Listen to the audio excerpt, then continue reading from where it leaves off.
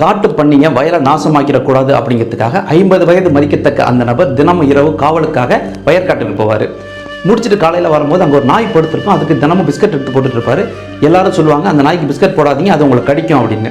அந்த நாய் பிஸ்கட் எல்லாம் சாப்பிட்டுட்டு இவரை வெறி பிடிச்ச மாதிரி பார்க்கும். அவர் பொருட்படுத்தாமல் வீட்டுக்கு போயிடுவார்.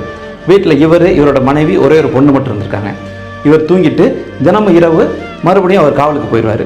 அதே மாதிரி அன்றைக்கி ஒரு நாள் காவலுக்கு போகும்போது ரொம்ப பதட்டத்தோடு போயிருக்காரு. என்ன காரணம்னா, வீட்டில் மனைவி நோய்வாய்ப்பட்டு படுத்த படுக்கை ஆகிட்டாங்க.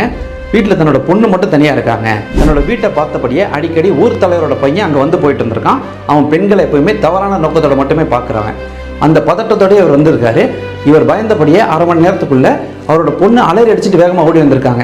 அப்பான்னு கத்திட்டு, என்னமாச்சு என்னாச்சுன்னொன்னே, நீங்கள் போனோடனே இந்த ஊர் தலைவரோட பையன் வீட்டுக்குள்ளே வந்து என்கிட்ட தவறாக நடந்துக்க பார்த்தான், அவனை நான் தள்ளி விட்டு வேகமாக ஓடி வந்துட்டேன்ப்பா அப்படின்னு சொன்னோடனே, அவனை நாளைக்கு நான் பஞ்சாயத்தில் வச்சு என்ன பண்ணுறேன் பாரு அப்படின்னு ஒரு கோபமாக பேசிகிட்டு இருக்கும்போதே வேறு சில பேர் வந்து நம்ம ஊர் தலைவரோட பையனை காட்டு பண்ணிங்க கடிச்சு அந்த பாலத்துக்கு பக்கத்தில் போட்டிருக்கு அப்படின்னோடனே, காட்டு பண்ணியை இங்கே வராமல் அங்கே போயிடுச்சா, சரி எதாக இருந்தாலும் காலையில் பேசிக்கலாம்னு சொல்லி எல்லாரையும் வீட்டுக்கு அனுப்பி விட்டுட்டு இவர் இங்கே உட்காந்து யோசிச்சுட்டு இருக்கும்போது பக்கத்தில் ஏதோ சத்தம் கேட்டுருக்கு. திரும்பி பார்த்துருக்காரு. வாயில் ரத்தக்கரையோட இவர் தினமும் பிஸ்கட் போடுற அந்த நாய் நின்றுட்டு இருக்கு.